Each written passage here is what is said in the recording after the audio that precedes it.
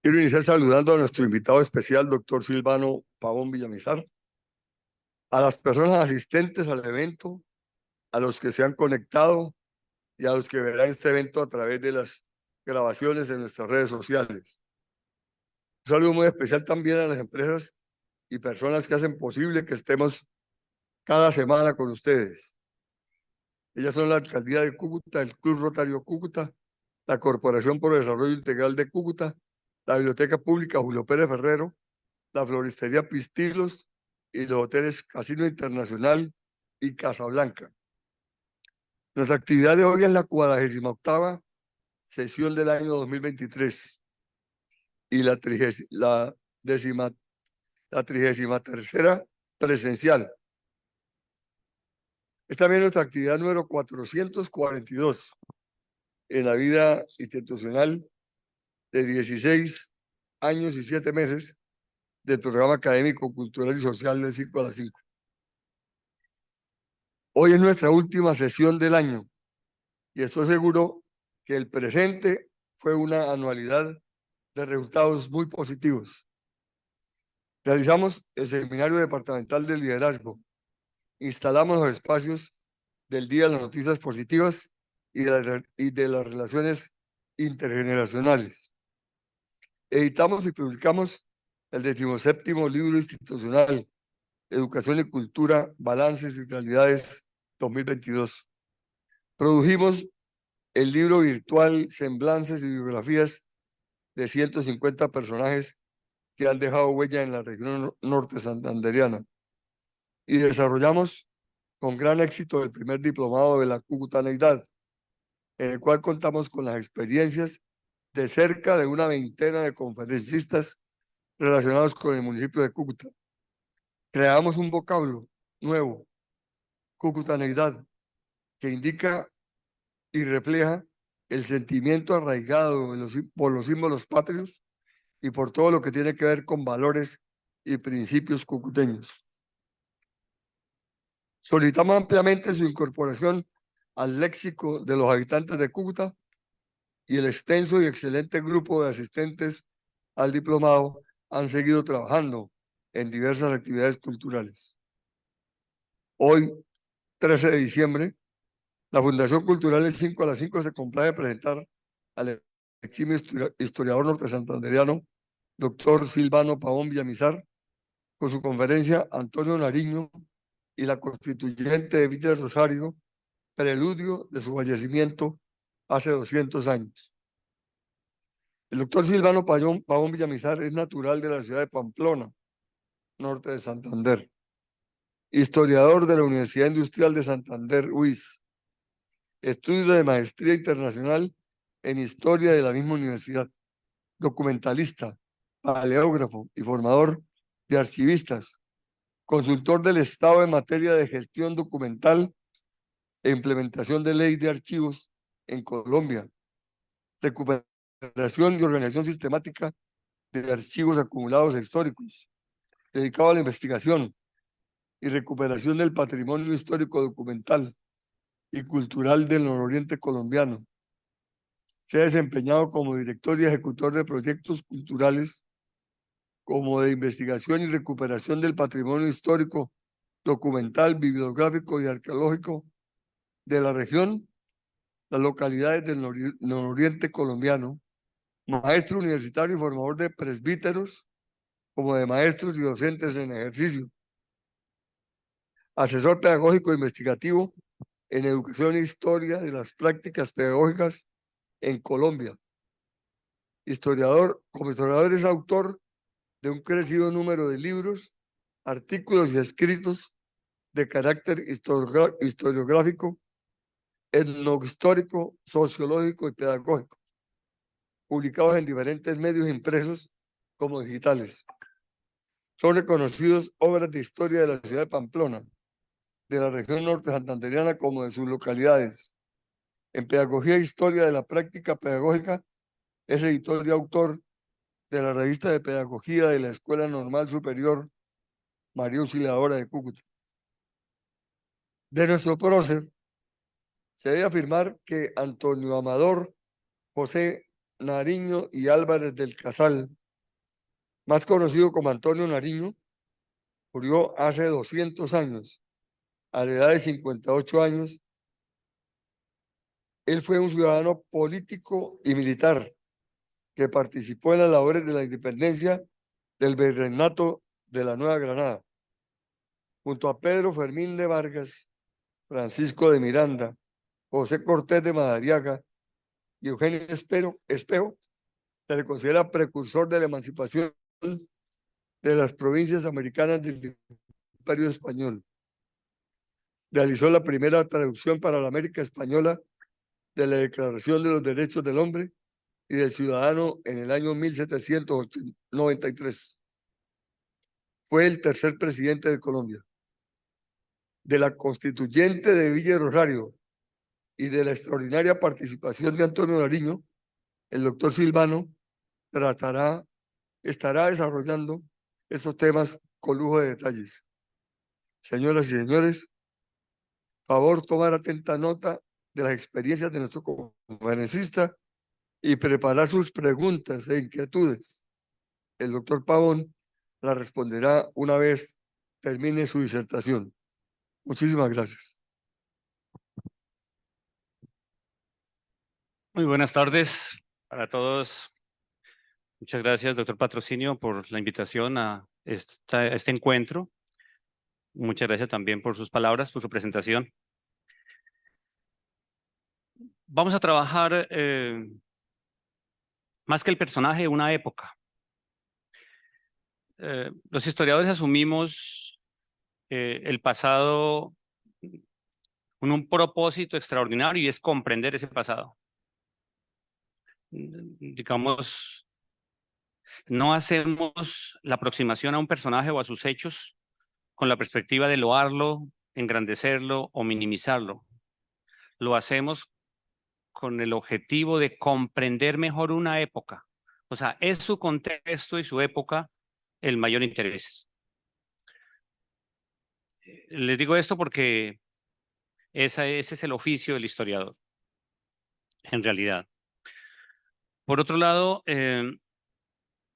como no es un examen biográfico, propiamente dicho, entonces el historiador no tiene la oportunidad de enamorarse del personaje.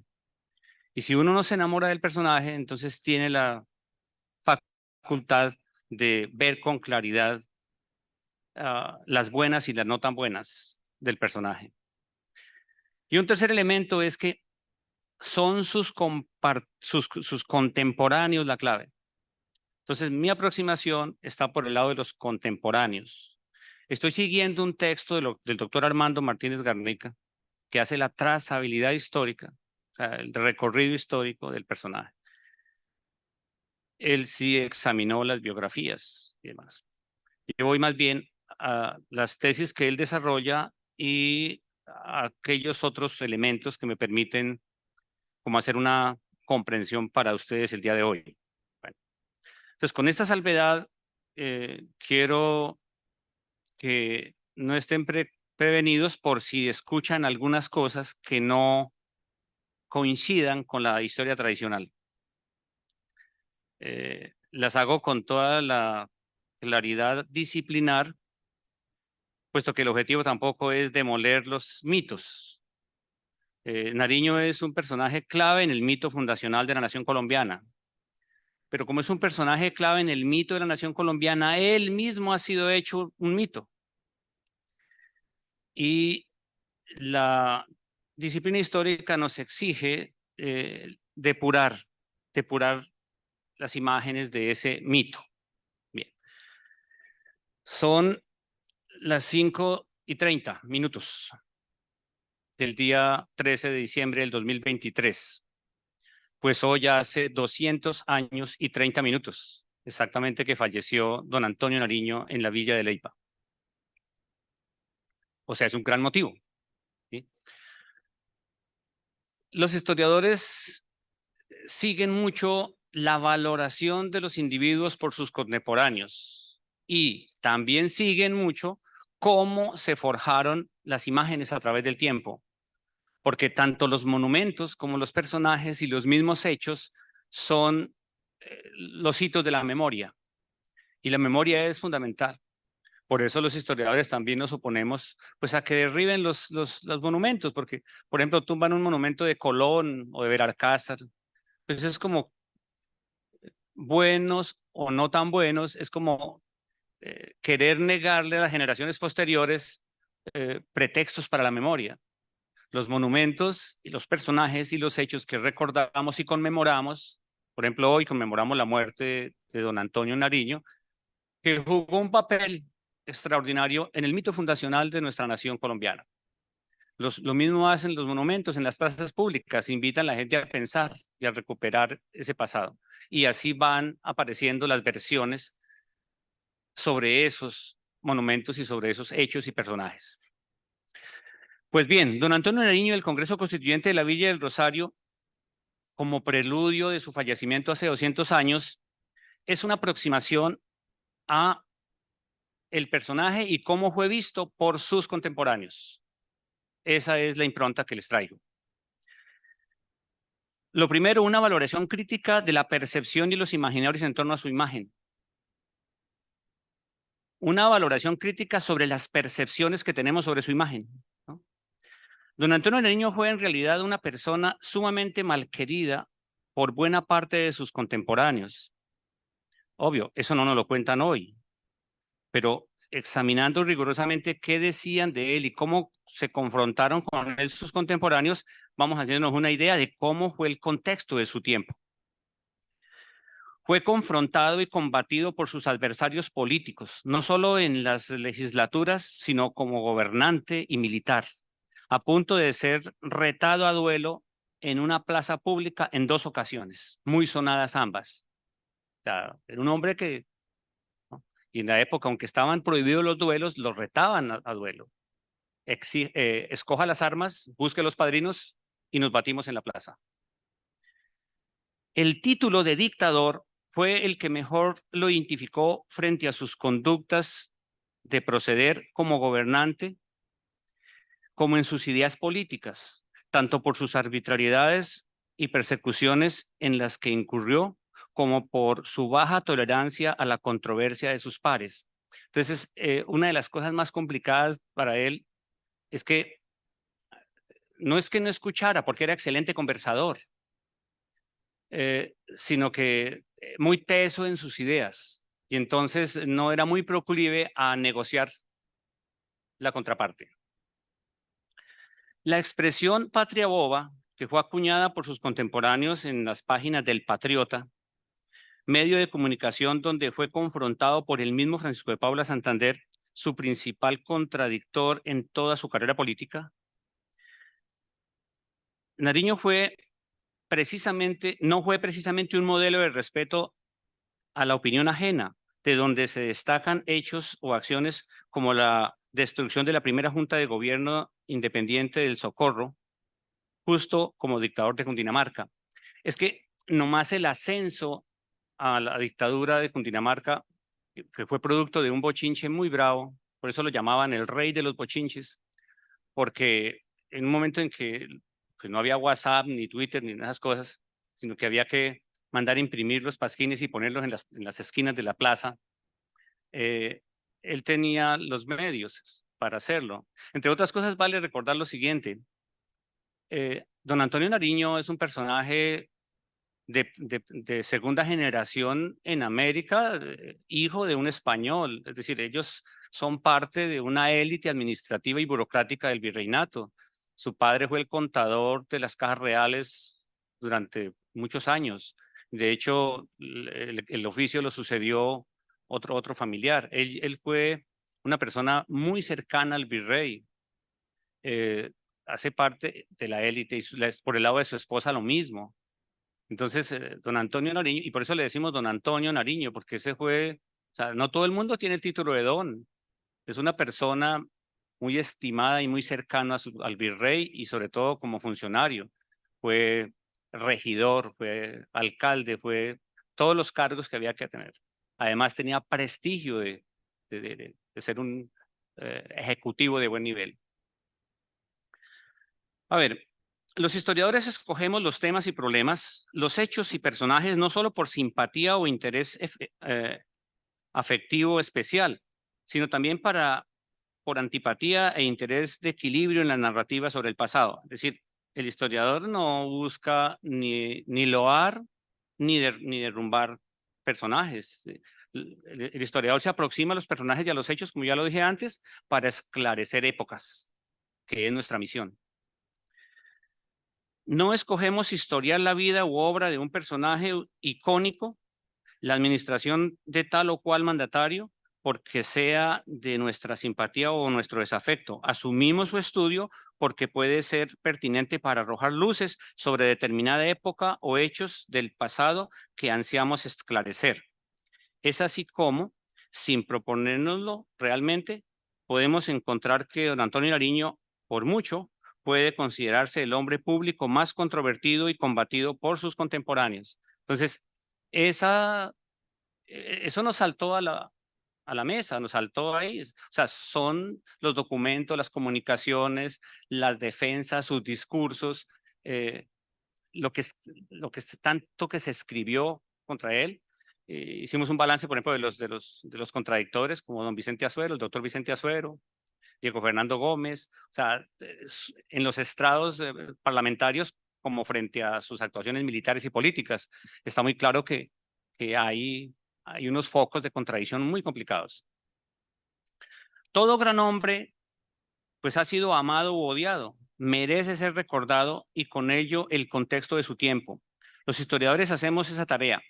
Nariño contó con un descendiente, el historiador bogotano Pedro María Ibáñez, quien en 1891 inició la cruzada por la recuperación de sus huesos y la construcción de un mausoleo en el cementerio central de la capital, donde se honrara su memoria. ¿Cuánto pasó? Casi 80 años, bueno, 70 años, hasta que uno de sus descendientes, historiador, decidió recuperarlo. Eso significa que durante el siglo XIX, después de su muerte, no figuró en ninguna parte. Entonces, son sus nietos, sus bisnietos, los que intentan recuperarlo. Como es sabido, don Antonio Nariño falleció a las 5 de la tarde del 13 de diciembre de 1823, hoy hace 200 años exactos. Fue inhumado en una bóveda cavada en el suelo en el templo de San Agustín de la Villa de Leyva, donde permanecieron sus restos hasta 1857 para ser luego llevados en una caja metálica por sus nietos y herederos. Se los llevaron para la casa. En esa época era usual llevarse los restos para la casa. Eso hizo la señora Pontón, se llevó la urna de Santander durante años para su casa, hasta que le dijeron, no, hay que llevarla al cementerio. Y para poner un mausoleo de Santander en el cementerio central se pasaron 60 años casi. Sin embargo, al no tener ninguna mención o reconocimiento por sus contemporáneos, sus deudos intentaron que su memoria prevaleciera. En 1846 se intentó materializar una suscripción voluntaria, una colecta para llevar los restos a Bogotá y erigir un monumento a su gloria y figura, pero no tuvieron éxito. Y sí se ordenó una estatua para el libertador Simón Bolívar en la Plaza Central, hoy Plaza de Bolívar. Entonces uno dice, bueno, pues ¿qué pasó? Ni los familiares recibieron apoyo. Y entonces no se consiguió hacer, nadie aportó ningún recurso, ellos no contaban, pues tenían el dinero, pero esto era una empresa mucho mayor y además tenían que involucrarse el sector público. No, los desconocieron, no se pudo hacer el traslado de los restos y sí el gobierno rapidito mandó a hacer fue una estatua para la Bolívar en la Plaza de Bolívar. De hecho, se puede contrastar que desde el mismo momento en que Nariño falleció, se puso todo el empeño posible en no recordarlo, sino en ponerlo en el olvido y sus huesos mantenerlos lejos de Bogotá. 2 meses después de su muerte, sus hijos intentaron realizar una función fúnebre en la capital, la cual fue cancelada porque el predicador designado se excusó por temor a las retaliaciones de quienes ostentaban el poder político en ese momento. Imagínense ustedes, 1846, ¿quién ostentaba el poder político en ese momento? Francisco de Paula Santander es su tercer gobierno. ¿Quién era su secretario? Vicente Azuero nomás.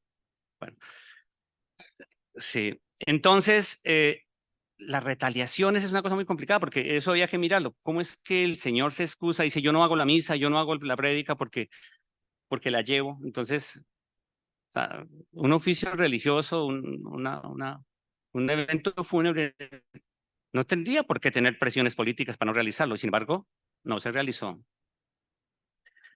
Puede suponerse que los amigos del presidente Francisco de Paula Santander fueron la fuente de las dichas amenazas al predicador, por lo cual se canceló el pretendido primer homenaje público al fallecido personaje. Vale recordar que en 1823 fue el año de los grandes debates de don Antonio Nariño, tanto en la legislatura como senador de la República, como en la prensa opositora. Se granjeó tantos enemigos como los que ya tenía acumulados desde años atrás en tiempos de su dictadura. Una de las cosas más complicadas que le cobraron políticamente a don Antonio Nariño fue su ejercicio político y como mandatario, como dictador. La incursión al Socorro fue fatal, porque el Socorro es una provincia que gozaba de todos los afectos del nuevo reino. Los bogotanos, los tunjanos, los beleños, Ibagué, bueno, todos ellos, Pamplona, digamos, era una provincia amiga, en realidad. Y él va y los casca muy duro. Y entonces, y los destruye la Junta de Gobierno.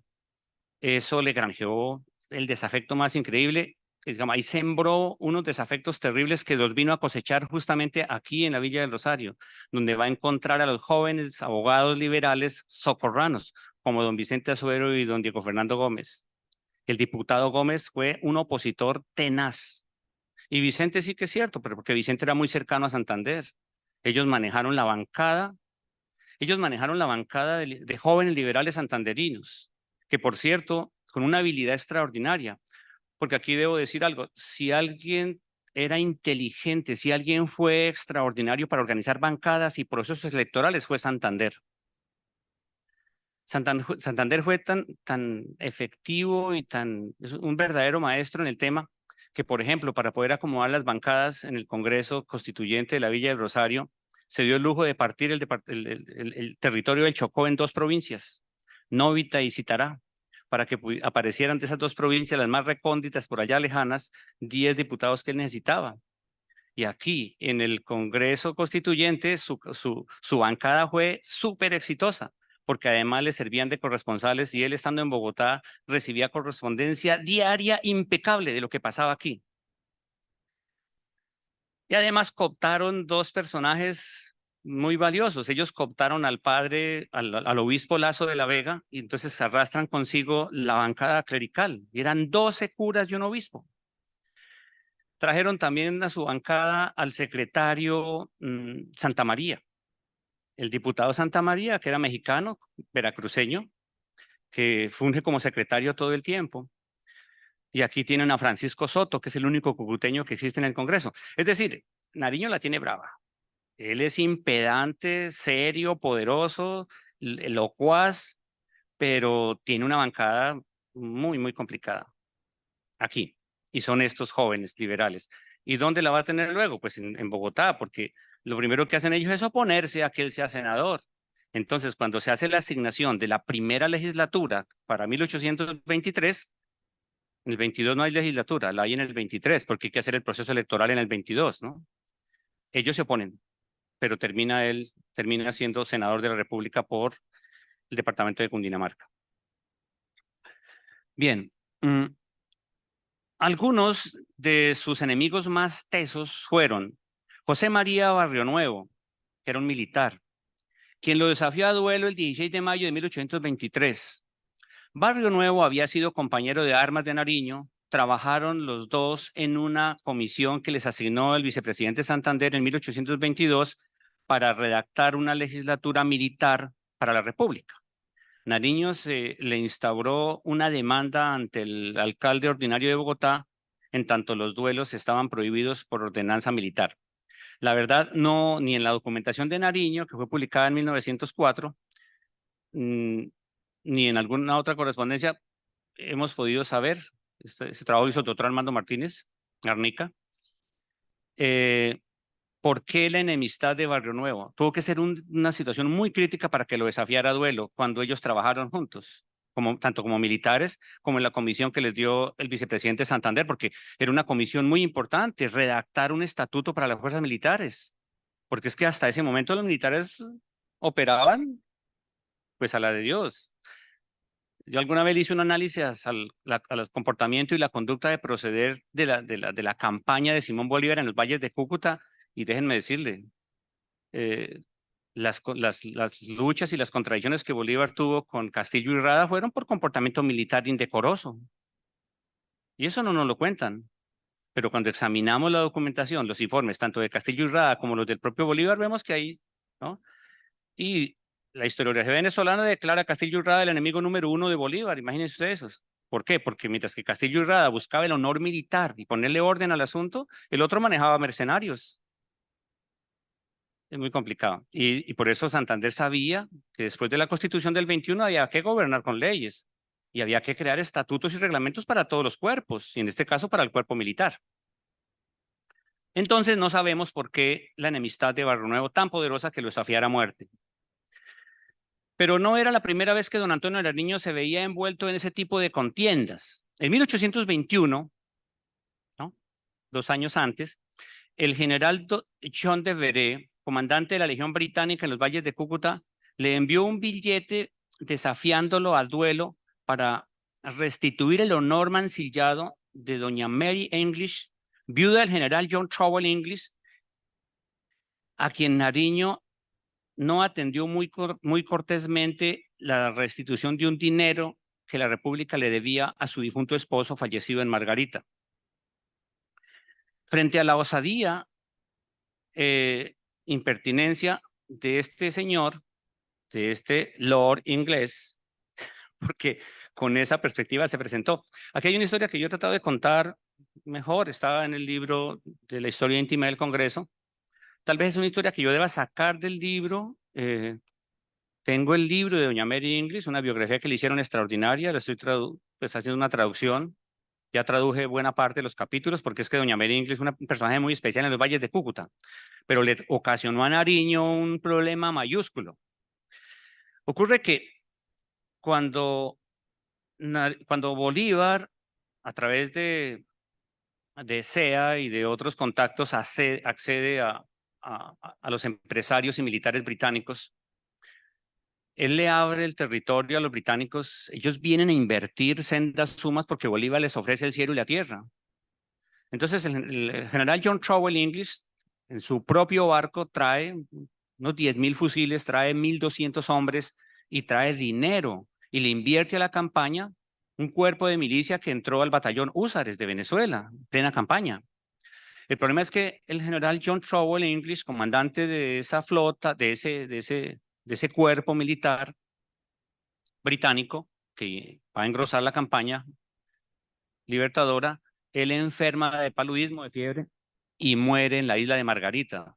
Él había traído a su esposa, una mujer extraordinariamente hermosa, doña Mary English. Pues el otro recoge lo que trajeron, recibe el dinero, las armas, los militares los ponen en su lugar. Él es el gran estratega, el gran comandante, es el presidente interino de Colombia, es quien dirige la campaña libertadora. O sea, pero la otra queda viuda, sola, joven y bella. Ella va y le dice a Bolívar: ¿qué hago? Necesito que me devuelva el dinero y yo me devuelvo para mi tierra. Yo no tengo nada que hacer aquí, mi esposo murió y está en duelo. Entonces ella le dice: sí, pero yo no tengo aquí el dinero, tienes que ir a Villa del Rosario, allá está el vicepresidente y él se encarga de pagar. Eso en teoría iba a funcionar. El problema es el siguiente, o fue el siguiente. Ustedes saben, bueno, voy a contarles, era parte del, tengo que adelantar un poquito de este pedacito. Don Antonio Nariño llega a la Villa del Rosario porque es una cadena de sucesos extraordinarios a la larga. Él, como dictador de Cundinamarca, baja a recuperar Popayán y el sur. Los pastusos lo derrotan y lo ponen preso, lo encadenan. Todo el mundo pide la cabeza de él. La orden que dieron de Quito fue: pasarlo por las armas. Sin embargo, los pastuzos, un poco más, los pastuzos eran realistas a morir, comprometidos con la causa del rey, habían jurado la Constitución de Cádiz de 1812. Los pastuzos lo mandan encadenado para España. Él va a España, preso, y va a estar 6 años preso en los calabozos de Cádiz. Allá tiene tiempo, vive desnudez, hambre, frío, todo lo que usted quiera, pero tiene tiempo para leer. ¿Qué más hace un preso allá? Tiene amigos, lo ayudan, Rafael Castillo y Rada, mucha gente le ayuda, los diputados de las Américas allá en las Cortes de Cádiz y demás le ayudan, digamos que le alivian un poco la situación y le dan mucho que leer. Con la Revolución de Riego, que es una revuelta muy especial liberal en España, profundamente liberal, esta revuelta de Riego, que fue muy famosa, tuvo unas implicaciones en América extraordinarias. Esa revolución de Riego se hizo precisamente por las tropas que iban a venir a hacer la reconquista de nuevo. O sea, venir a ampliar el tema de la reconquista. Ellos no van a venir. Y sí liberan a Nariño. Nariño sale rapidito y se va para Gibraltar, porque le indican que la salida más rápida para él es por Inglaterra. Va a Gibraltar y mientras que espera una goleta inglesa que lo va a traer a Londres, él recibe instrucciones de que tiene que venir a Londres, donde está Francisco Antonio Sea, negociando los empréstitos. Él logra presentarse con Francisco Antonio Sea en Londres y él le da para el pasaje, le da los recursos que necesita para que se venga. Pero Sea le indica que no se venga a Cartagena, de hecho tiene que viajar en barcos ingleses, sino que vaya a La Guaira. La Guaira es el primer puerto de toda la República de Colombia en esos días. Él viene a La Guaira, se encuentra con Bolívar en Venezuela y Bolívar le dice, hermanito, váyase para Villa del Rosario, lo necesito en Villa del Rosario. Entonces el otro le dice, sí, pero es que yo ya soy diputado por Cartagena, o sea, ya, sí, sabemos quiénes son los diputados, ya se van a elegir diputados en Santa Marta, porque Solón y Pedro Gual iban a conquistar Santa Marta. O sea, los bastiones realistas ya se estaban conquistando y se podían incorporar nuevas provincias al Congreso, aunque ya había pasado el proceso electoral en el 21, en el 20. Ya estamos hablando en el 21. Entonces, le dice, sí, listo, yo me voy para Villa Rosario. Y dice, preséntese y usted me reemplaza el vicepresidente Azuola, que está muy enfermo. Lo que no sabía Bolívar en ese momento, porque siempre son las noticias son complicaditas, de aquí Villa Rosario para los campos de batalla donde él estaba, en plena campaña. Azuola estaba tan enfermo que Azuola falleció en abril, el 10 de abril, el 13 de abril, perdón. Cuando Nariño llegó después del 13, ya Azuola no está. La República no tiene vicepresidente. Entonces él no viene a reemplazar a Azuola por enfermedad, él viene a reemplazar a Azuola por muerte de Azuola. Y Azuola había reemplazado a Rocio. Juan Germán Rocio era el vicepresidente de la República de Colombia, que trasladó la capital de Angostura, hoy Ciudad Bolívar, y la trajo a la Villa del Rosario, como se lo ordenaba la ley fundamental de Colombia en su artículo 8, donde le dijo, vaya, el gobierno se instaura en la Villa del Rosario, donde será convocado el Congreso. Entonces Nariño llega y toma posesión del cargo, pero no hay Congreso. Pues los pocos que habían llegado, los primeros llegaron desde el 20 de enero que llegó Rocio hacia arriba. No tenía quórum suficiente. Y Nariño tiene una misión extraordinaria y es que haya quórum. Originalmente empezaron a pedir permiso para irse. El diputado de Gea, de Santa Fe, de Bogotá, había pedido permiso y ahí sabemos porque ahí está el pasaporte. Él dice, pero ¿cómo hago congreso? Todos se quieren ir para Pamplona, para otro lugar, porque Villa Rosario era un moridero terrible. El agua estaba provocando diarrea espantosa, la mortalidad infantil era muy alta. Hicimos el estudio con el doctor Armando de cómo se comportaba sea, cuál era el crecimiento demográfico, la mortalidad infantil, bueno. Y era muy complicado, pero como la ley decía que el Congreso había que hacerlo en Villa de Rosario, el Congreso tenía que hacerse en Villa de Rosario como diera lugar. Y en un artículo del reglamento le decían a Nariño, le decían al vicepresidente, su misión es que se realice el Congreso como sea. Y él dice, bueno, si eso es así, le vamos a torcer un poquito el cuello al reglamento para que la mayoría absoluta, es que tenía que inaugurar el Congreso sea de mayoría plena, o sea, tenía que tener las 2/3 partes, y eso no se reunió nunca. Tenía que venir 105 diputados y los máximos que llegaron 71 en cualquier momento. La carta la firmaron 60 solamente. La mitad. Entonces, con ese articulito del reglamento, que lo había redactado Sea y Rocio, se pudo inaugurar, se pudo abrir el Congreso, que el Congreso Constituyente se abrió el 6 de mayo, porque ellos estaban trabajando, pero en labores constitucionales. Una cosa es tener una labor constitucional y otra cosa es una labor constituyente. El Congreso de la Villa del Rosario fue un Congreso general del país, fue el Congreso General de Colombia, y de hecho ese es el nombre genuino, Congreso General de Colombia. Su labor es doble. Como Congreso General tiene funciones constitucionales, que es hacer las leyes, y tienen que hacer leyes todo el tiempo. 82 actos legislativos hicieron, con unos muy, muy valiosos. El más importante, si ustedes quieren, la Ley de la Unión de los Pueblos, que ya, porque esa es la que le da legitimidad a lo obrado en Angostura, porque la ley de Angostura es chimba, no es legítima, porque en Angostura no estuvieron la gente de la Nueva Granada. En Angostura no estuvieron los diputados, la gente de Ecuador o del sur. Entonces, solo una ley fundamental redactada en el Congreso, que ya el Congreso tiene la legitimidad y tiene el poder soberano del pueblo, entonces se pudo hacer. Y la ley de educación y la ley de esclavos, o sea, de instrucción pública, todo lo hizo el Congreso. Y la carta, pero la carta la hace en el concepto que toca, que es el concepto constituyente. Entonces, como un grupo colegiado constituyente, hacen la carta. La carta la entregaron el 30 de agosto.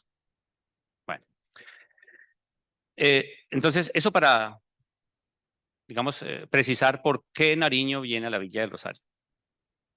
Él viene y empieza a hacer su trabajo desde abril, mediados de abril, y abandona el 8 de julio, perdón. Ahora les voy a escribir por qué abandonó. Por el problema con doña Mary English y con los ingleses, entre otras cosas. Frente a la osadía e impertinencia de este oficial inglés, don Antonio Nariño ordenó que Devereux fuera puesto preso en una cocina sucia y sin servicios, lo cual le ocasionó serios desencuentros con el Congreso, cuerpo legislativo que integró en su momento una comisión accidental para tratar el tema con el vicepresidente Nariño. Nariño no dio el brazo a torcer, aunque finalmente ordenó remitir a Devereux al cuartel general de Bolívar en Venezuela, donde se encontrará. Y eso hizo. Pero igual ya estaban muy, muy deterioradas las relaciones de Nariño con el Congreso y prefirió irse, entre otras porque estaba enfermo, estaba reteniendo líquidos, estaba todo hinchado de la cintura para abajo, incluso se estaba hinchando la cara, y el médico le dijo, si no te vas de este lugar, vas a salir con los pies por delante. Y decidió irse. Lo reemplazó don José María del Castillo y Rada. Yo escribí aquí, las tensiones de Nariño con el Congreso se hicieron irreconciliables, de tal modo que Nariño renunció a su cargo de vicepresidente de Colombia y abandonó los valles de Cúcuta el 8 de julio. En su reemplazo asumió el cargo el doctor José María del Castillo y Rada. Perdió el Congreso así un extraordinario diputado, que fue, entre otras cosas, quien redactó el tema de manumisión de esclavos y demás. Empero, ¿por qué causa tanto encono cualquiera de los chisperos de don Antonio Nariño? Su estilo. Nariño, al mejor estilo de Voltaire, usaba el sarcasmo en sus escritos, con lo cual producía gran impacto político. Sus contiendas políticas fueron constantes como publicista de oficio que era. Eso en la época de la Primera República, pero aquí ya era de frente y le tocó de frente en el Senado, ¿no?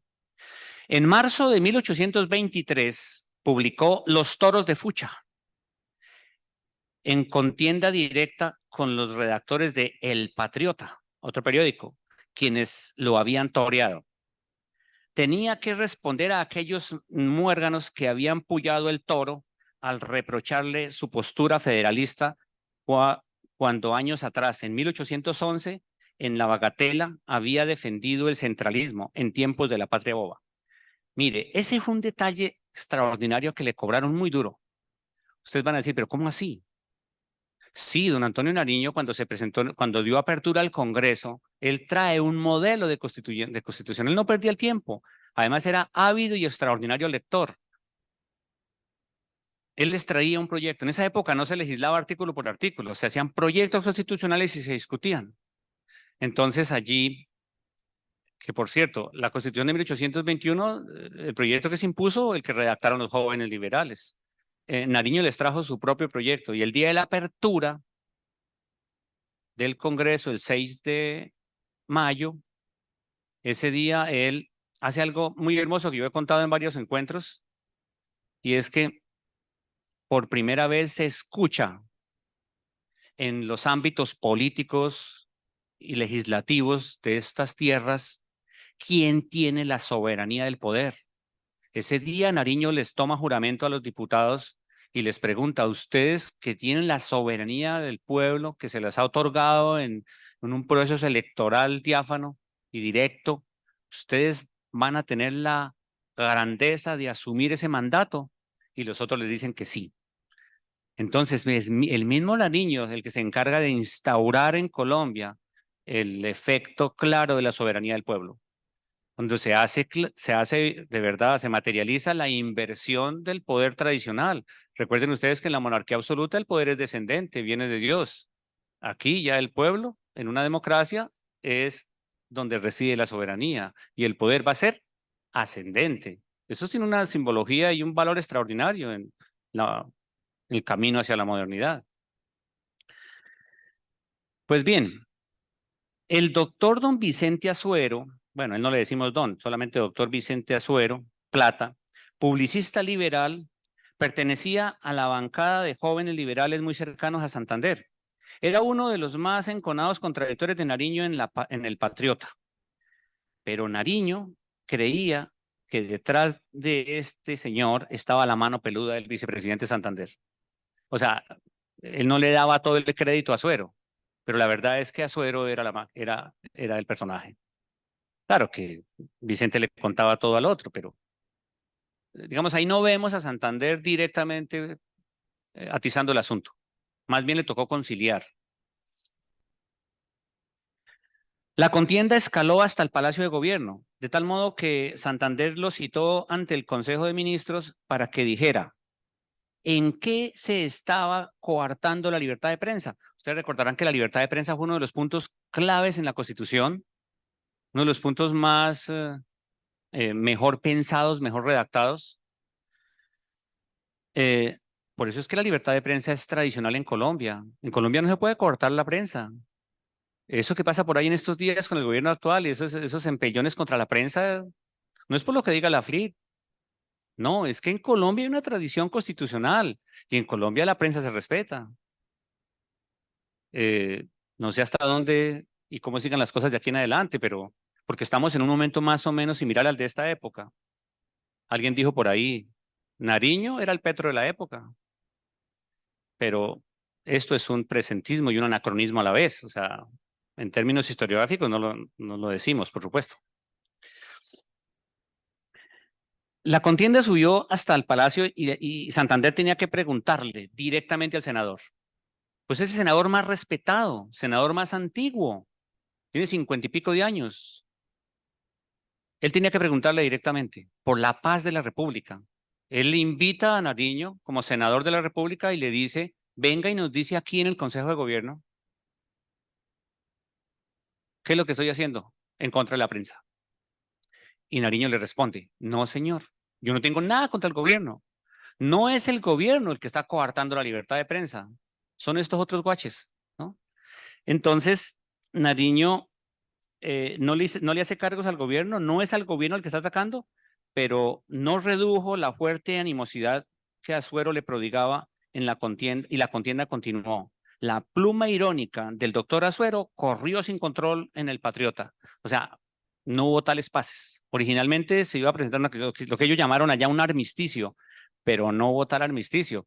¿Por qué? Porque al parecer Azuero no le atendió tampoco la sugerencia al otro. Y Santander estaba pues muy ocupado, él está gobernando. De nuevo tuvo que intervenir Santander para bajar los ánimos, en procura de un armisticio entre estos dos bochincheros bravos de oficio.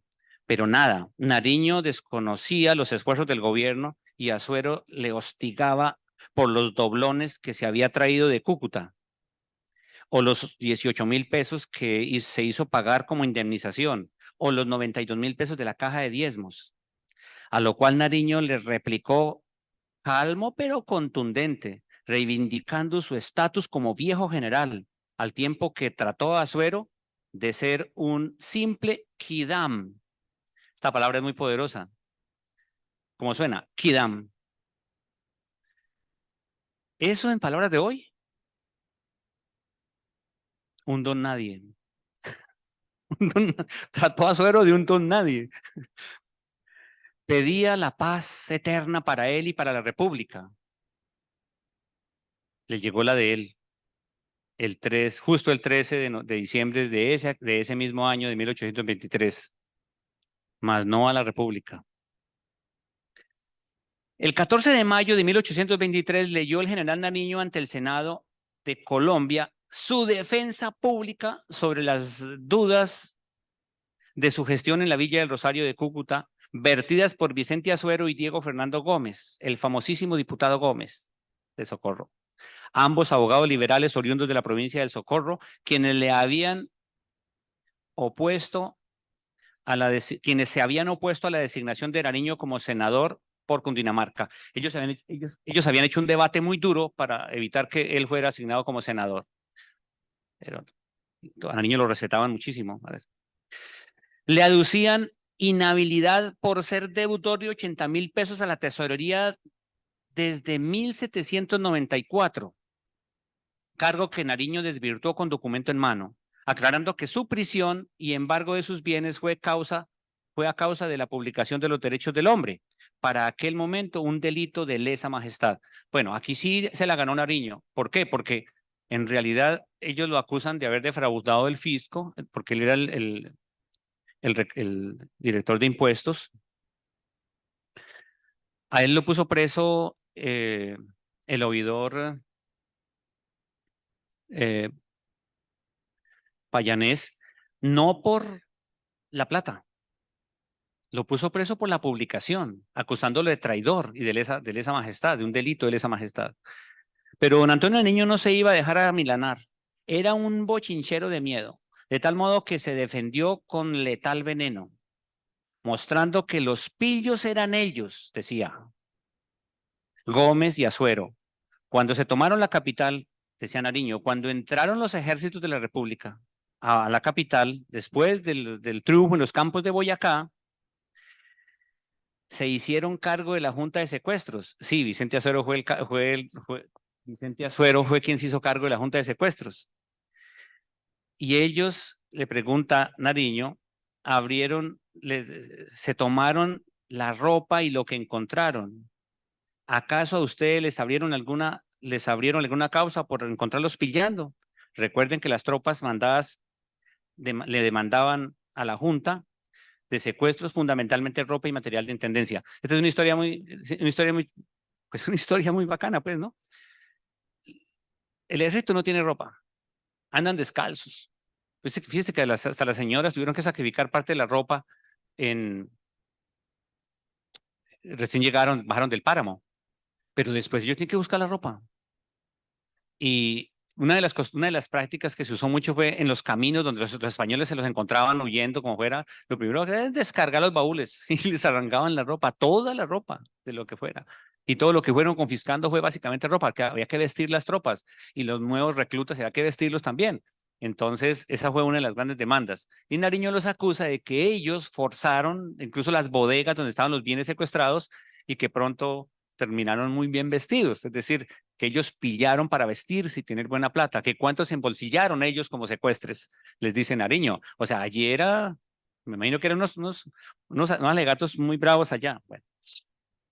Además, don Antonio Nariño hizo algo en esa defensa muy poderoso. Él dice, bueno, yo me la he llevado preso desde 1794 hasta estos días, 16 años preso. Y les dice, tuve preso en el cuartel de caballería de Santa Marta, tuve preso en el Fijó de Cartagena, en las bóvedas de Boca Chica, en el castillo del Príncipe de La Habana, en Pasto, que fue donde lo encadenaron para mandarlo a Cádiz. 6 años tuve preso en el Callao, en Lima, y en los calabozos de la cárcel de Cádiz. Pero sufrimientos, hambres, desnudez, miseria y horror, todo eso me lo paso, pero no las calumnias de estos infelices.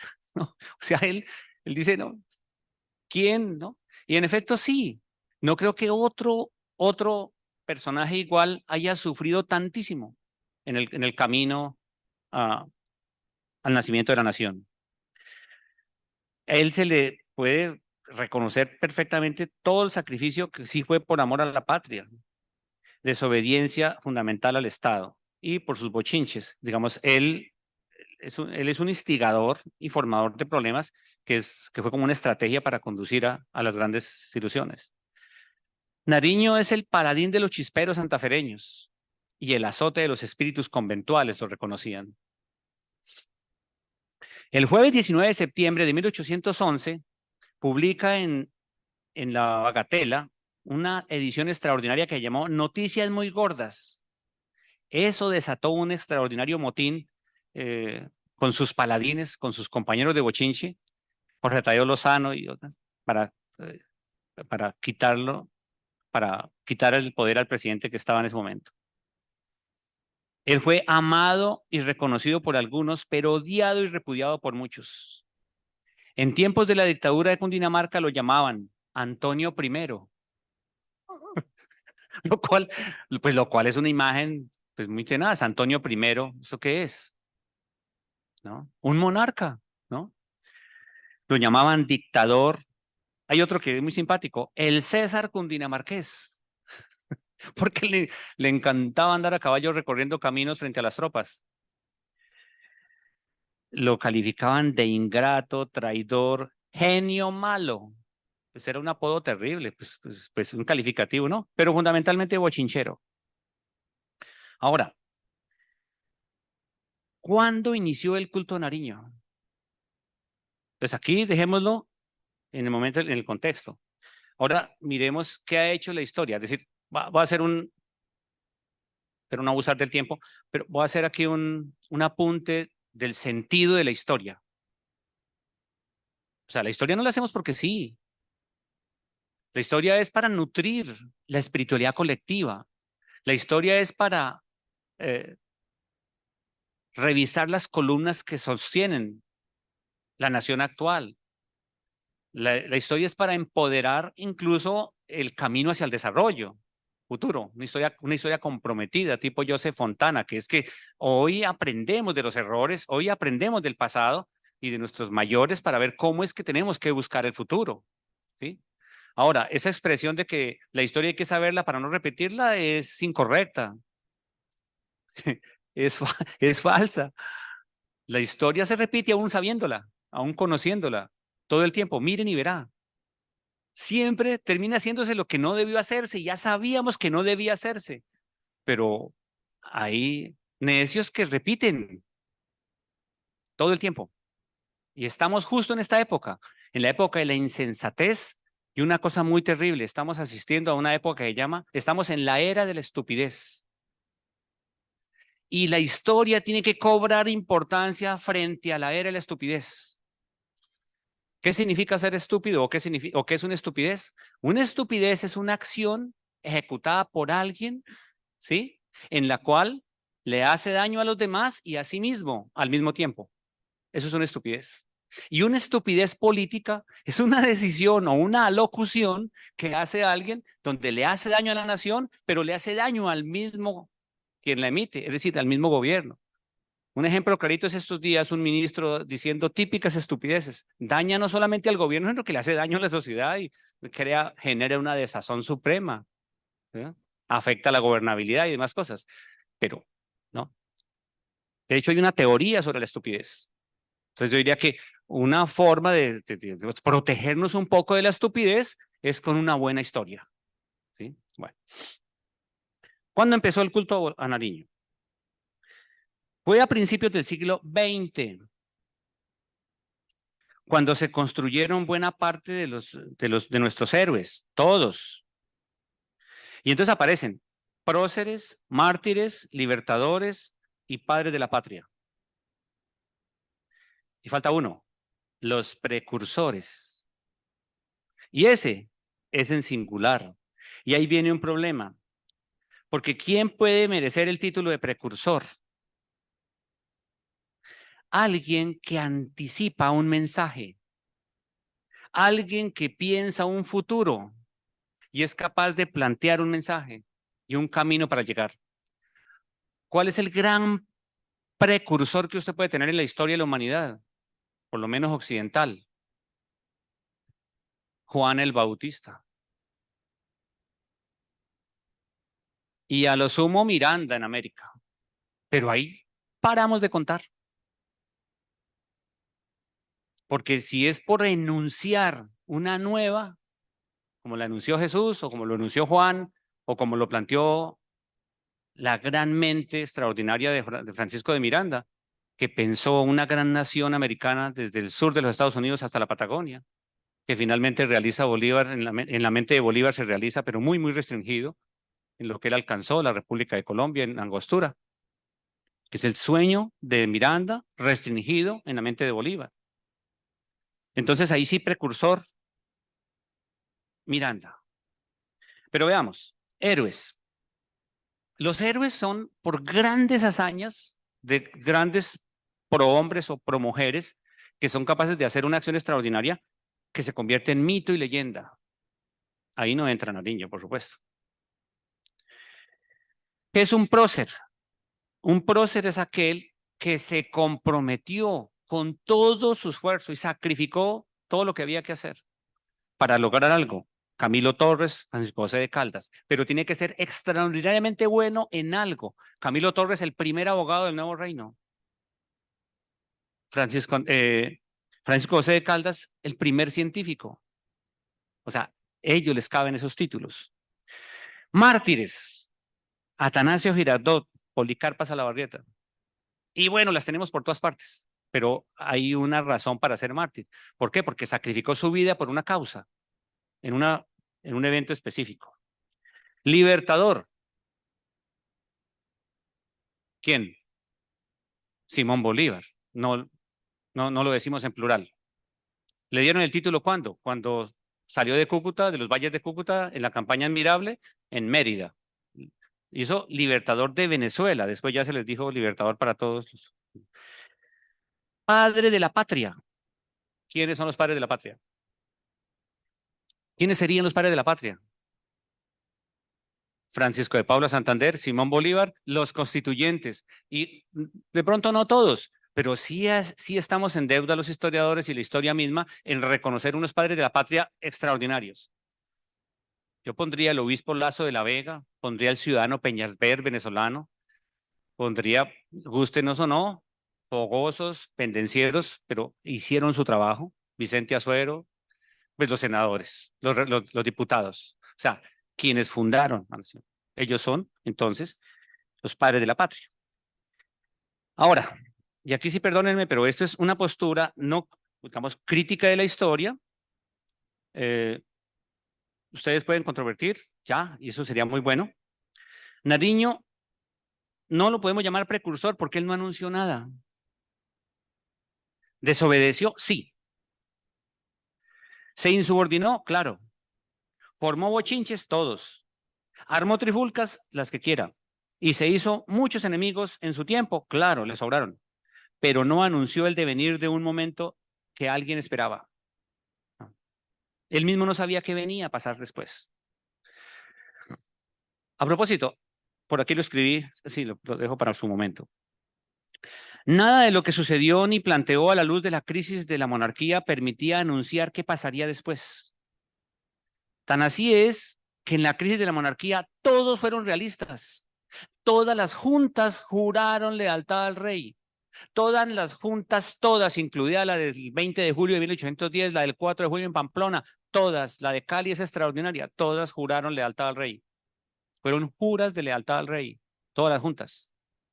El movimiento juntista se le llama de independencia porque inspiró la posibilidad de que aquí tomáramos decisiones. Es un valor ontológico posterior. Pero no es porque ese día se haya declarado la independencia, eso no es cierto, jamás eso pasó, al contrario. Ese día se juró lealtad al rey, de rodillas todos. ¿Sí? Las independencias definitivas se declararon en 1811, Caracas primero, Cartagena después, y así sucesivamente. O sea, no hay grito de independencia, hay gritos de lealtad y obediencia al rey. ¿Por qué? Porque era la lucha de los americanos para proteger a Fernando y le ofrecieron protegerlo y salvaguardar acá la religión católica y todos los bienes. ¿Sí? Nariño no, ni siquiera sabía qué iba a pasar. Desde la perspectiva histórica, el título de precursor conferido a Nariño es una simple invención gratuita. El orador en tiempos del centenario, que esto se hizo en 1810 y se los voy a contar. Solo hasta el 16 de julio de 1813 se hizo publicar la independencia absoluta del Estado de Cundinamarca. ¿Esto qué quiere decir? Que si fuera para llamarlo precursor, él debió haber entonces proclamado las independencias, como sí lo planteó Miranda, por ejemplo. Él no lo hizo hasta 1813, después de Caracas, después de Cartagena. Entonces, ahí no habría. ¿Cuál fue el argumento que se usó para darle el título de precursor a Nariño? Pongamos atención. Uno, haber ordenado a Diego Espinosa, que después sería la imprenta de Diego Espinosa de los Monteros, que se trajo aquí a la Villa de Rosario para hacer el primer tiraje de la Constitución, para imprimir los formatos del proceso gubernativo y demás. Que no era de Nariño, era del Espinosa de los Monteros, era una empresa privada que Santander la contrató para que Nariño la usara y pues él la dejó ahí porque era la imprenta de la vicepresidencia. Se publicó un folleto de la Declaración Francesa de los Derechos del Hombre, un texto tomado de la historia de la Revolución de 1789 que le había prestado el capitán Cayetano Ramírez Arellano, que era sobrino del virrey Josep de Espeleta, la traducción de un documento ilustrado que le había dado la vuelta al mundo hacía 5 años. Entonces, el primer argumento es por haber publicado los derechos del hombre. De hecho, el mismo Nariño lo negó, el mismo Nariño negaba cuando cuando lo ponen preso, le secuestran sus bienes, él alega su propia defensa. Entonces él dice, no, este escrito que yo he publicado, nada de lo que yo digo ahí o de lo que ahí está impreso, es ajeno a la corte, donde se han impreso y publicado otros infinitamente peores, y todos corren libremente en todo el territorio de la monarquía. Es cierto, los derechos del hombre circulaban en España todo el tiempo y aquí en las ciudades. Es más, el libro era de la biblioteca del virrey. El sobrino del virrey le prestó el libro, el otro lo leyó y dijo, publicar ese pedacito. Y claro, entonces para esas gracias el libro, háganle juicio al virrey que tiene el libro allá. ¿No? La publicación de 100 copias de los derechos del hombre en la imprenta patriótica de finales de 1793 no concierne o no le da el título a Nariño de precursor de la independencia. O sea, nadie está pensando en eso todavía. Pues nadie está pensando en 1810. ¿Sí? ¿Cuándo aparece el título? Hay una secuencia muy certera. Bueno, ¿cuándo aparece en la mente de las personas y cuándo se divulga el título? Ricardo Becerra, en 1893, equiparó a Nariño con Miranda. Entonces, ahí hay un principio. En la narrativa histórica de finales del siglo XIX, en la época de la Regeneración, ya empezaron a comparar a Nariño con Miranda. Don Pedro María Ibáñez y don Eduardo Parada publicaron los documentos de Nariño en 1903 bajo el título El Precursor. Y eso sí fue una cosa extraordinaria para Colombia, para la historia. ¿Por qué? Porque es una biblioteca de documentos de Nariño fascinante. Ahí está lo más importante de Nariño, la correspondencia, sus escritos y todo. De hecho, el borrador de la constituyente, del modelo, digamos, el proyecto de constitución para la República de Colombia que él presentó, lo publicamos nosotros acá en este libro. O sea, documentación sobre Nariño es de los hombres mejor documentados. Doña Soledad Acosta de Samper escribió su biografía en 1904 y después se vino publicando en 1910 por el Bicentenario de Colombia, de la Independencia. Osvaldo Díaz publicó el libro El precursor don Antonio Nariño, cuya versión sencilla se integró a la Biblioteca del Campesino, entregada en las áreas rurales de Colombia. Entonces, a todas las escuelas rurales llegó el librito, que es un resumen del libro de Osvaldo Díaz, llamado El precursor don Antonio Nariño. O sea, aquí ya está claro en la literatura y va y entra a las escuelas. ¿Sí? En 1910.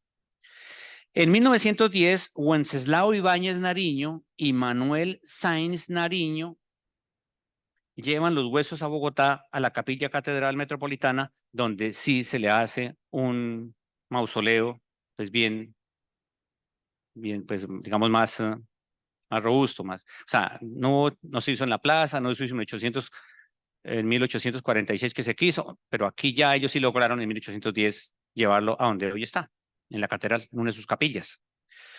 Carlos Arturo Torres, orador del evento centenario, lo llama precursor de la independencia, lo compara con Bolívar. Entonces él hace una cosa muy chévere y es los títulos que tienen los otros, ¿no? Bolívar, llamarada de genio. Santander, superior sentido administrativo. Sucre, las dotes y fortuna del soldado.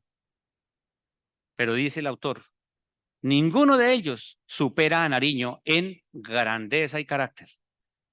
Entonces, hasta aquí se instituye el título y el reconocimiento, digamos que el culto a Nariño. De ahí sale la sociedad nariñense y todo lo que se llama.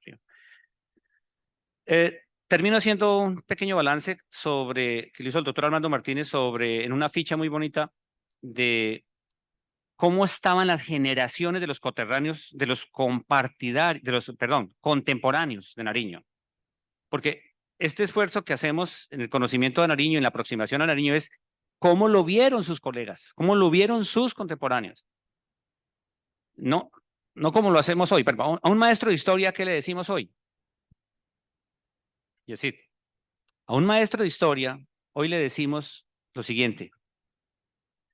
La historia tiene tres preguntas extraordinarias que usted tiene que hacerse cuando elige como maestro los conocimientos formativos que va a dar a sus estudiantes para formar una sociedad en términos historiográficos, serios, críticos, formar la ciudadanía del colombiano desde la historia. Le va a preguntar, o se va a preguntar usted mismo, ¿cómo sucedieron los hechos? ¿Qué fue lo que pasó realmente? Entonces, la pregunta histórica sobre los hechos, en virtud de los documentos y en virtud del contexto, eso es lo que yo he hecho hoy. ¿Qué pasó con Nariño realmente? ¿De acuerdo? ¿Sí la preguntita? Entonces, el maestro se pregunta, ¿qué sucedió realmente? ¿Cómo se dieron los hechos? ¿Cuál fue su contexto? Y las fuentes, porque las fuentes son las que tienen el contexto. Primera pregunta. Segunda pregunta, y esta pregunta es terrible. ¿Cómo nos la han contado? ¿Cómo nos la contaron? Nos la contaron los liberales, nos la contaron los conservadores, nos la contaron los caudillos, nos la contaron los partidos, nos la contaron como la querían. ¿Sí? Entonces ahí se habla de la historia de los vencedores, bueno, todo lo que usted quiera. Entonces la historia nos la han contado terriblemente mal y la han acomodado como la han podido. Entonces esa es la pregunta historiográfica. Y los historiadores tenemos la misión de leer minuciosamente toda la trayectoria. Y sí, para poder saber cómo nos la contaron. Y les estoy contando, ¿cuándo se inventó el mito? Es del siglo XX, es ahorita, de 1910. ¿Sí? Pero que es muy distinto a lo que pasó en la vida real. Bueno. Y la tercera pregunta, ¿cuál es? La tercera pregunta es, ¿cómo la necesita hoy la sociedad? ¿Cuál es el compromiso de la historia para no estar al servicio de nadie, para no ser una historia intencionada, para que no sea sesgada? Y lo más interesante, lo más sugestivo, el compromiso mayor, libre de taras ideológicas. ¿Y qué hacemos para que la historia esté libre de taras ideológicas? O mejor, ¿y cuáles son las taras ideológicas? Presentismo, anacronismo, chauvinismo, esencialismo. O sea, todo lo que hay, lo que contamina la narrativa histórica. Y entonces ahí es donde sale la disciplina, auditar los discursos. ¿Sí? ¿Para qué? Para que ahí sí se haga la historia. Y no se trata de demoler personajes, ni de demoler héroes, ni cosas de esas, narrativas. Yo siempre pongo el ejemplo de cómo de las fechas fundacionales, por ejemplo. No estamos demoliendo a doña Juana Rangel de Cuellar, estamos contando la historia de cómo vino a la luz institucional este territorio y cómo lo construimos a través del tiempo. Para responder la pregunta que nos hiciera Freud en su momento, para 1905. ¿Qué somos y cómo nos hicimos? Es el papel de la historia, pero hay que contarla como pasó, ¿no? Entonces uno va a un pueblito y le pregunta, bueno, ¿cuál es la historia suya acá? Hay una bellísima en Santiago, por ejemplo. No, es que aquí vino el apóstol Santiago, apareció en un caballo hermoso y encontró a fulano de tal y le dijo, hagan favor, y aquí hace un pueblo y lo llama Santiago. Y allá le cuentan una historia, es muy bonita, una historia extraordinaria. Entonces ahora vamos y les contamos, no, Santiago es un pueblo de indios. Es uno de los 7 pueblos de indios que cumplieron en este año 2023 400 años en la instauración de la República de los Indios, una historia bellísima. Pero llegamos a siglos y nos dijeron, no, nosotros nos fundó Ambrosio Alfinger. Entonces yo digo, no, Ambrosio Alfinger no fundó absolutamente nada en lo que hoy es Colombia. Fueron un pueblo de indios que se pobló, se erigió como República de Indios en 1623. No, no, no, no, déjenos a Ambrosio Alfinger y quieren seguir siendo hijos de Alfinger. Entonces, bueno, ¿qué hacemos ahí? Entonces lo que hacemos es pongan las dos versiones, la literatura en un lado y la historia en otro. El maestro de literatura usa esa tradición para impulsar a los niños a la lectura y el de historia les cuenta la historia científica como tal. Eso es lo que hay que hacer. Entonces, con los héroes hacemos lo mismo. Conocemos a Nariño en su esencia profunda y historiamos el culto a Nariño, que ya se convierte en un objeto de estudio. ¿Ya? Y así sucesivamente los demás. Entonces, dije que terminaba con un balance sobre... Ah, también.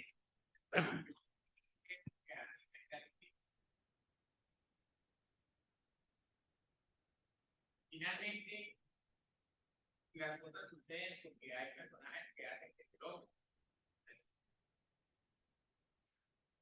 Digamos, usted está orinando la conferencia porque el caso ha venido promoviendo el ciclo latino y promoviendo ese espacio para que el Patrocinio no da la conferencia, la roté, pero quien promovió esto fue el Patrocinio.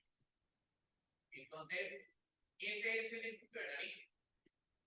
Antes que habían otros vicepresidentes y no fueron capaces de instaurar, de iniciar la constituyente, la constitución de 1921, y él, bien o mal, la inició. ¿Sí? Bien o mal, él dijo las palabras que usted acaba de decir, pasa de tener el poder que viene de Dios al rey, y es un poder descendente, a darle el voto a los diputados hacia un poder ascendente. O sea, ese momento es un momento trascendental histórico, porque ese momento es el momento en que nacemos como nación desde el punto de vista político, como nación desde el punto de vista, cuando uno nace en la vida, cuando me partieran la mía, lo recibió con Mohammed, pero yo nací jurídicamente cuando me registraron. Entonces, él está en el momento del registro como nación. Para mí es un momento histórico y se da con él. No es sin él, es con él. Entonces, que él haya leído todo lo que leyó mientras estuvo preso, le permitió tener la capacidad para poder hacer eso. Bueno, es decir, eso es cierto, pero resulta ser que el cambio de orientación política Hay un presidente, un presidente nuestro reciente que acuñó una frase muy poderosa que es cierta: la política es dinámica. Nariño, un férreo defensor del centralismo, y en la cárcel y su tiempo en España lo voltea totalmente y llega a defender con uñas y dientes un proyecto federal, y lo derrotaron los jóvenes liberales y quedó centralista. Y ahí uno no hace cosas de que hubiera pasado, ¿no? En Estados Unidos hacen mucho eso, las simulaciones, ¿no? Nosotros no tanto. Pero si se hubiera impuesto el modelo federal que trajo Nariño, no se disuelve tan rápido la República de Colombia. La República de Colombia nació muerta prácticamente por haber tratado de juntar artificialmente en ese sueño de Miranda restringido en cabeza de Bolívar, bueno, todo el mundo tratando de decir lo que Bolívar había pensado. Juntar esas naturalezas tan distintas fue lo complicado. Hay una conferencia que estoy armando y es cuáles fueron los intentos que se hicieron para tratar de salvar a Colombia. Y es el famoso encuentro de las dos comisiones del Congreso de Colombia, encabezado por Sucre, que viene a Villa Rosario a tratar de salvar a Colombia con una comisión que envían desde Venezuela, que por cierto a la comisión colombiana la devuelven a gorrazos desde Táriba, y aquí tienen que esperar un mes que lleguen los otros. Y ahí en lo que se discute en esa comisión están los puntos claves de por qué Colombia nació muerta. Es una cosa muy chévere porque es para que comprendamos, o sea, era imposible. El fracaso de la Convención de Ocaña, el fracaso de la Convención de Ocaña es clarito, clarito, el por qué naturalezas tan distintas no se podían unir. La misma matanza de los pastuzos en el 22, fue eso. Para Pasto, ellos eran otro país. Ingresar así porque sí, a fuerza de a sangre y fuego como les tocó. Los pastuzos se hicieron matar hasta que los doblegaron, los asesinaron y así pudieron entrar a Colombia. Es la masacre más extraordinaria que ha hecho el ejército de un país, que fue la matanza de los pastuzos en la Navidad Negra del 22, porque eran otro país, eran otra naturaleza. Además eran realistas, consumados. Entonces, esa es una cosa que hay que meterle el diente duro. O sea, cómo ese esfuerzo estaba pegado con babas, en realidad. Pero, ¿qué enseñó ese proceso? ¿Qué significó la República de Colombia? ¿Cuán extraordinaria fue esa constitución? Eso que tú planteas que sí le tocó a Nariño. Primero, hacer un esfuerzo extraordinario como gobernante para que se diera el Congreso. Luego se fue. Pero eso no le quita mérito, por supuesto. Yo lo estaba viendo más bien por el otro lado, los sacrificios. Yo creo, y eso lo plantea el doctor Armando Martínez Garnica, no hay otra persona que haya sacrificado tanto por el proyecto. Pero el tema, usted me puede decir, el tema es semántico. No, el tema no es más que semántico. Pero si los colombianos son felices llamándolo precursor, ¿quién les quita eso? No sé, ¿qué otra inquietud?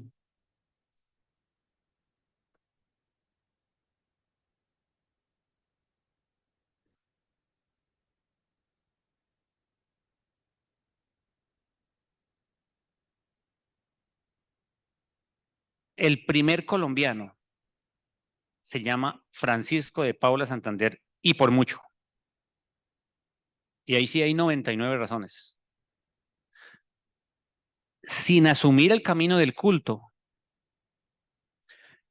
Pero voy a contarle dos cositas nomás.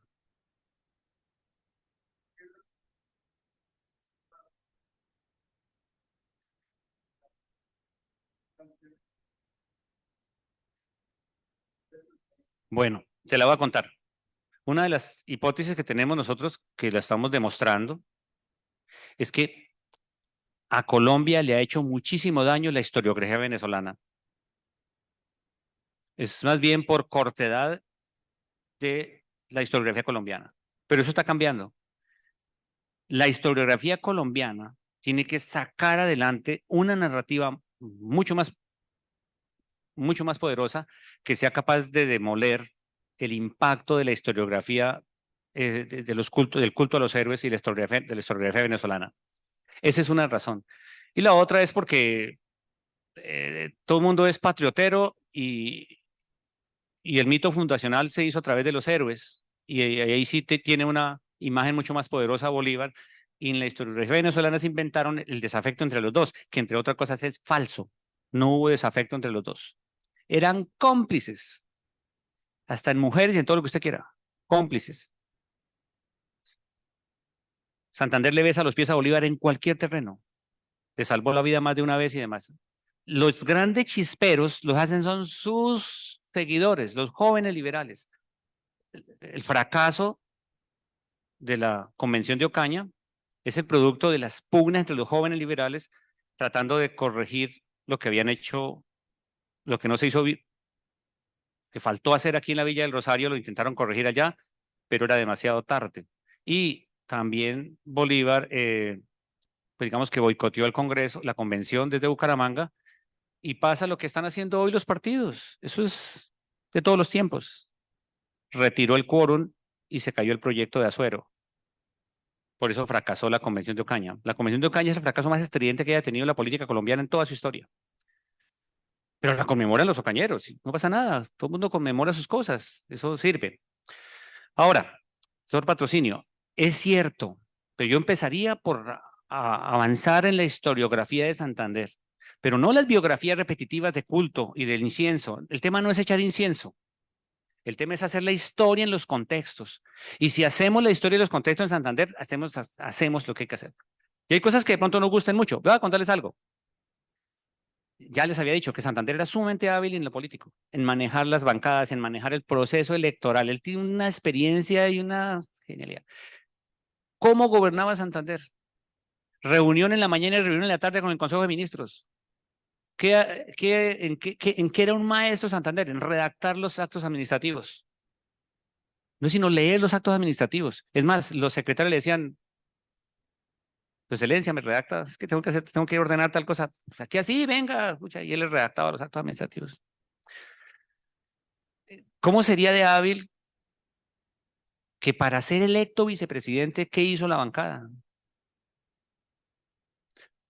Mire, en el Congreso de la Villa del Rosario, una vez que se entregó la carta, el 30 de agosto, el Congreso tiene que tiene que hacer un proceso electoral para nombrar, para elegir, perdón, la palabra es elegir, para elegir los dignatarios. Porque si no hay un presidente constitucional, no se puede sancionar la Constitución, la carta. Entonces eligen a Bolívar, por supuesto, en un solo proceso electoral, se eligió y no. Pero cuando haya que elegir el vicepresidente, nada. Se presentaron 5 candidatos, nada. Ninguno obtenía la mayoría. Y hubo que hacer 7 lances más. Pero para que pudiera ser electo el vicepresidente de Santander, les tocó negociar el temita por debajo de la mesa. Vicente o Francisco o el diputado Diego convencieron a los otros. Entonces, 2 diputados de la bancada de Nariño se fingieron enfermos y no fueron a la votación. Y ahí pudo ser electo Santander. Con Santander se inaugura en Colombia el clientelismo. Es decir, las lides electorales y el clientelismo institucional lo inaugura el vicepresidente de Santander. Y lo demostró con lujo de detalles en el tercer gobierno. Ahora, en el segundo gobierno él hizo todo, porque Bolívar se fue. El primero fue un dictador, porque el primero tocó mandar con la bota militar. Pero es que el primer gobierno están en guerra, es un gobierno de guerra. 1819 a 1821. Pero ya de 1821, como vicepresidente constitucional, se gobierna con la Constitución. Pero el mejor gobierno, indudablemente, es el tercero, porque el tercer gobierno es el gobierno del Estado de la Nueva Granada. Y es donde se ve el estadista con todas las de la ley. Pero, todo patrocinio, eso hay que hacerlo mejor, indudablemente. Pero es en el contexto, no la biografía por la biografía, no el incienso por el incienso, sino el contexto de la gran obra.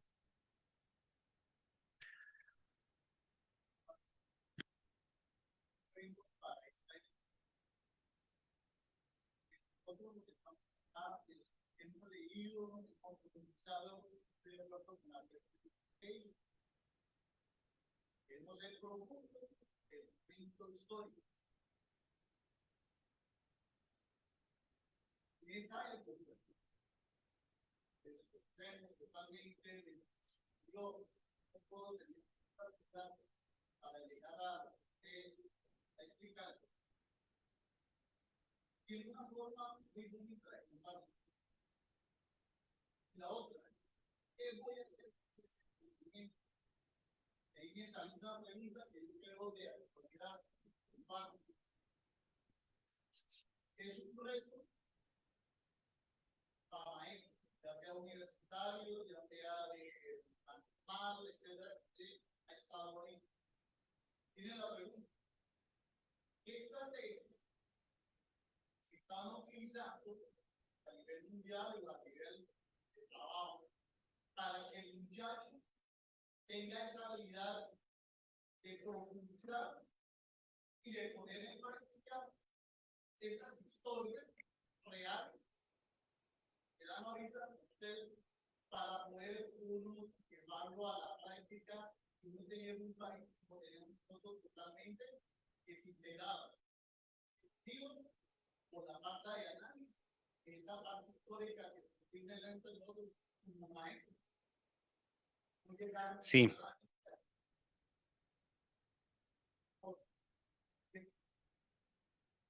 Es súper grande. En los informáticos, porque la información es inmediata, y no hay profundidad. A mí me muchas preguntas referentes a estos cambios que están presentando los jóvenes en la organización de estos instrumentos. Vea, profe, nosotros la propuesta desde la disciplina histórica es incorporar a la narrativa histórica, por eso hay que felicitar al doctor Patrocinio, su grupo de trabajo, este programa, mire la relación que él hizo de cuántos programas ha hecho. Es una contribución a la sociedad porque eso, digamos que blinda un poquito la sociedad de el apabullamiento de la insensatez y de la estupidez que están reinando en estos días. La propuesta que estamos haciendo nosotros desde orden disciplinar es una postura didáctica. Una postura didáctica crítica constructiva, que esa es otra conferencia, para lograr, y decir, póngame cuidado, para lograr fusionar prácticas del conocimiento con prácticas de enseñanza, para que el maestro pueda elegir conocimientos formativos. Cuando el profe pregunta, ¿qué hacemos con este conocimiento? Es que lo elegimos como conocimiento formativo y luego vemos los medios. ¿Qué estamos haciendo? Estamos ilustrando. La narrativa toca ilustrarla. Entonces, por ejemplo, las trifulcas de Nariño en la Villa del Rosario. Entonces hicimos un texto ilustrado. ¿Para qué? Para que el lector tenga narrativa disciplinar de cómo se hizo la reconstrucción histórica. ¿Sí? El doctor Armando levantó los textos, los discutimos y luego dijo, bueno, vamos a ilustrar. Yo tengo el equipo ilustrador y empezamos. Y luego comparamos, ¿no? Claro, luego qué se pone como pie de imagen, y ahí viene. Pero va imbuido de una perspectiva didáctica, crítica, constructiva. ¿Esa qué hace? Se la resumo en 20 segundos. Primero, elige conocimientos formativos. ¿Qué es formativo? Vinculante, con alto valor ontológico en los seres humanos. Los apropia yendo a la disciplina, asumiendo las lecturas. Se llama apropiar, es cuando usted toma el conocimiento, lo asume, lo lee y toma dominio sobre él. Lo traduce, porque usted tiene que traducir indudablemente. Traducir, ilustrar, meter estrategias las que quiera. Llevarlo a todos los medios posibles. Y ahí son útiles todas las herramientas informáticas de hoy. Y cuarto, hacer la vinculación. Y la vinculación es en el encuentro, a través de los medios posibles. Entonces vamos a divulgar por todos los medios y que los encuentros pedagógicos lleven esa perspectiva. ¿Cómo se llama? Postura didáctica crítica constructiva. Eso se hace y pasan esos elementos. Sí. Última pregunta. Tenemos a Bolívar como todos los territorios explorados por él. Lo ponen aquí, ya. Que Bolívar no tiene allá. Este vino buscando. debería de cambiar la historia, darle imagen a los que realmente hicieron la historia. Y no cuando te vino de la y preguntaba, yo llego aquí, 2 veces. y aquí los colonos, y los que hicieron, Dios, le dieron esclavos, le dieron de todo. Que la historia es más contada. Deberíamos de dar el valor a los verdaderamente que no tienen ningún tipo de quiero a gente para cuando quieran al que Dios la vida realmente que creer ganar a nueva ventana y los muchos que se sacrificaron para que pudieran lograr lo que tenemos como historia y la cuenta y pone a unos pocos pero como lo decimos ahorita como los generales de Colombia por la parte de militar pero realmente pone los que paren hombres para la historia querían los grandes que querían la madre. Hoy tenía un general con arte, pero tuve el ejército. Y tuve muchas. Y realmente uno mundo. Un peor que pero lo que manda está allá, debajo. Cuidado. Todo. Pero en este realmente el cuerpo que pierde la historia, es el que queda. Y no le da lo que dice. Sí. Sí. Vea. Perdón, vamos Ah, bueno. a lado y contesta las dos. Listo.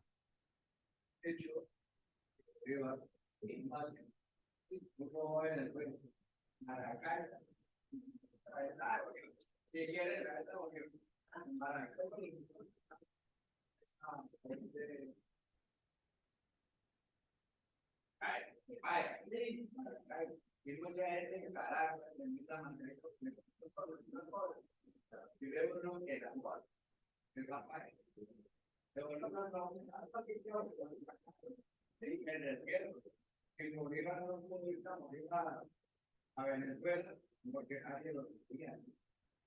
Entonces, yo creo que ni siquiera recibir un sucre, ni siquiera recibir una sucre, no es barato Colombia. Sí, bueno, vamos a terminar. Vamos a terminar. Por indicación. Muy bien. Bueno, el tiempo.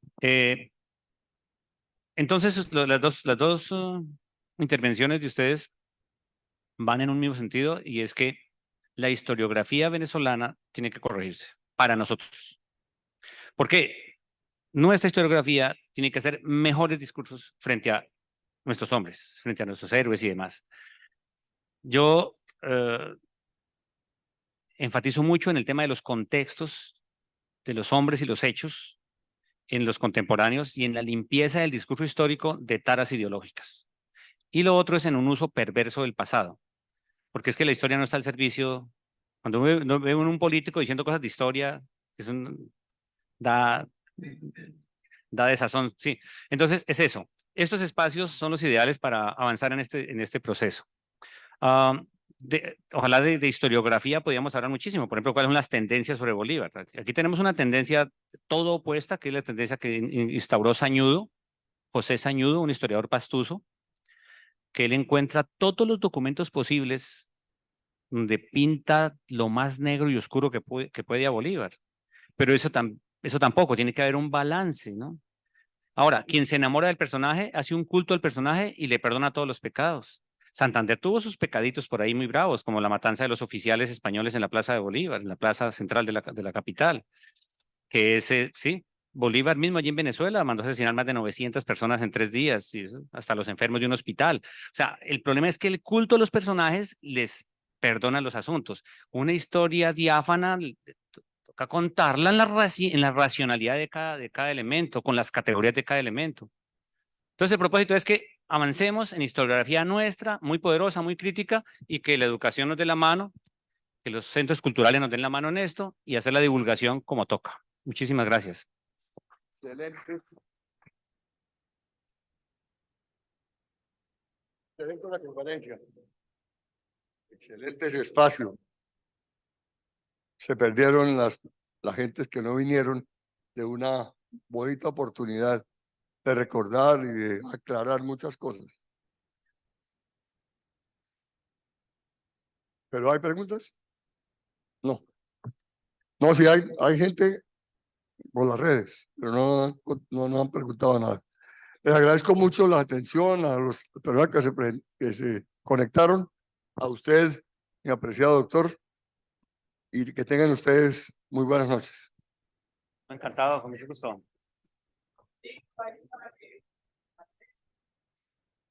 Quisiera yo una copia de esto. Ah,